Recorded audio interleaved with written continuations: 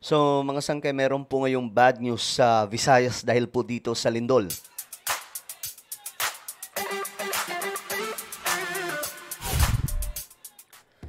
Um, Nakakapanglumo itong nangyari ngayon, mga sangkay, no?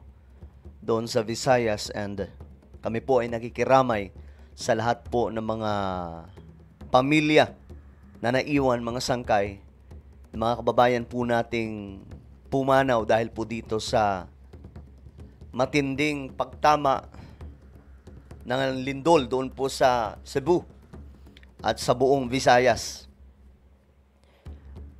Ay, nako po. Anyway, bago tayo magtuloy-tuloy, sa mga hindi pa po dyan nakakapag-subscribe sa ating YouTube channel, tayo po ay malapit na makarating sa 2 million subscribers. Kaya naman, ano pang hinihintay nyo? Makikita nyo po yung subscribe button sa baba ng video na to. I-click nyo lamang po yung subscribe, i-click ang bell, at i-click nyo po yung all. Sa mga nanonood po sa Facebook, i-follow nyo po yung ating Facebook page.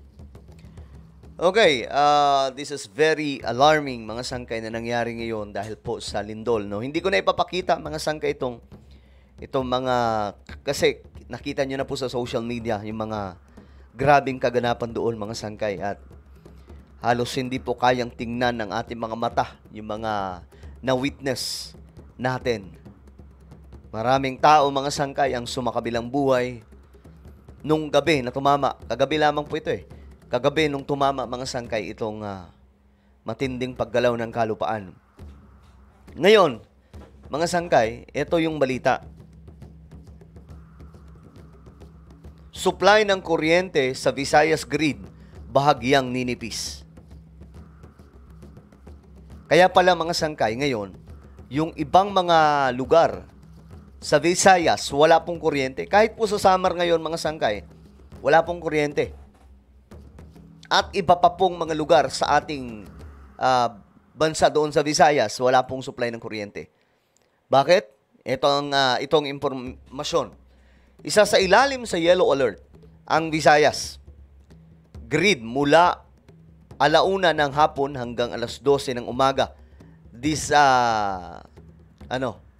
October 1. Ngayong Miyerkules.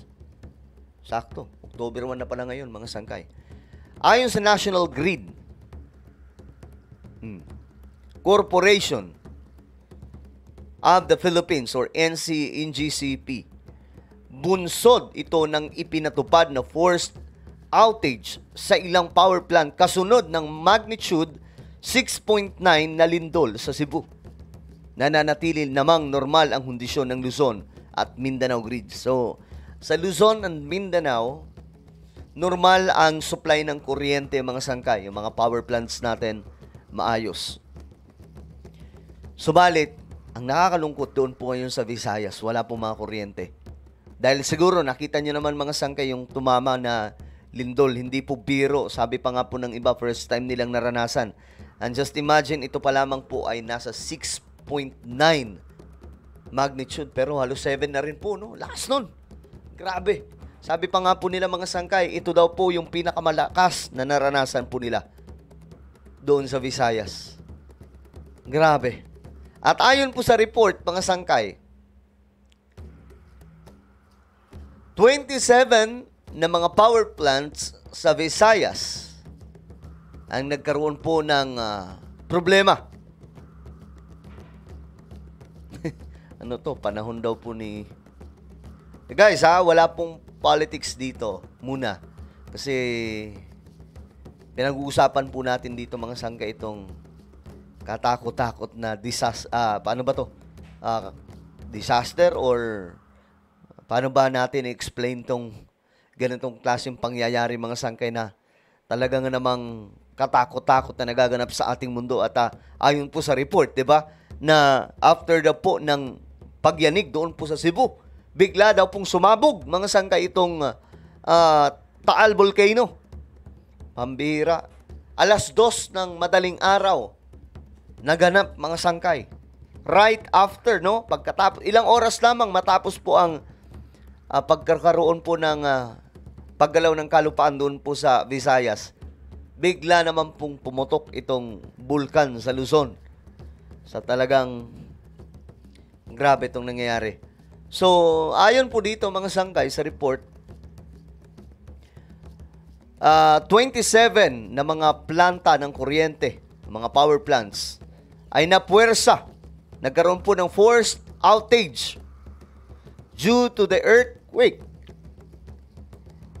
Ito pa, 16 others have been unavailable even prior to the incident. So ngayon mga sangkay, baka magtaka po yung iba, bakit wala pong kuryente, yung mga nasa Samar, yung iba pang part ng Visayas, like sa Leyte, kasi marami din pong part ng Leyte ngayon, wala pong kuryente.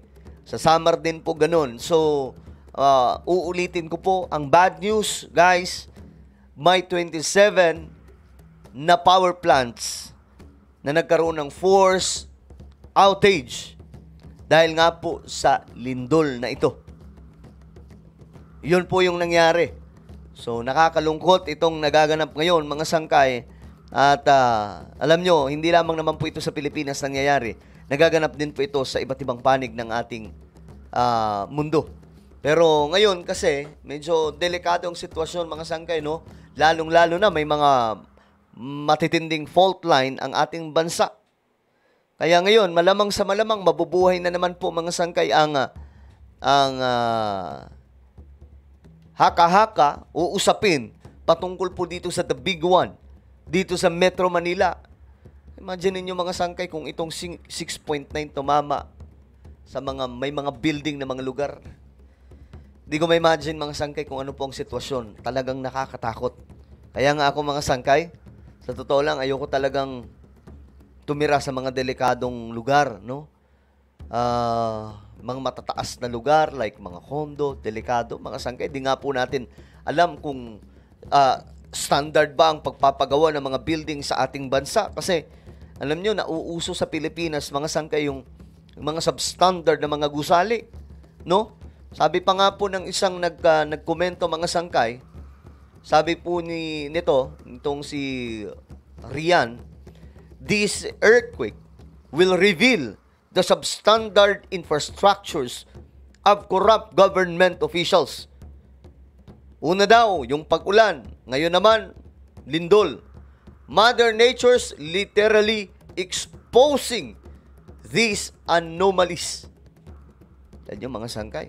At ang matindi pa po dito, guys, hindi lamang po sa gobyerno, maging sa mga private companies, no, mga private projects, mga sangkay, substandard yung pagpapagawa ng mga building. Kaya napakadelikado mga sangkay.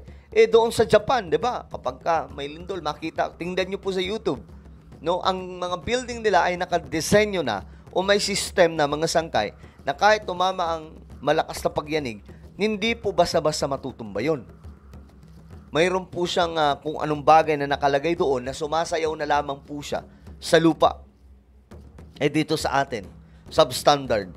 Kaya nga mga sangkay, yung mga mabilis na babagsak, alam nyo na kung ano ang meron. Alam nyo na mga sangkay kung ano ang pagpapagawa. Kapag ka ganun, matic substandard kapag ka tinamaan ka agad. 'Di ba? Pambira. Kaya nakakatakot tong nangyayari ngayon, mga sangkay.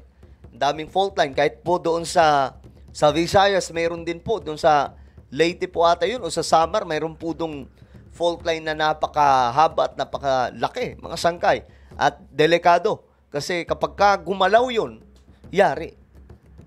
May magkakaroon po ng napakalakas na lindol. So, sa Metro Manila, ito talaga sa Metro Manila, itong The Big One na sinasabi. Talagang, kaya tayo, mga kababayan, manalangin po talaga tayo na ang Pilipinas ay proteksyonan ng ating Panginoon.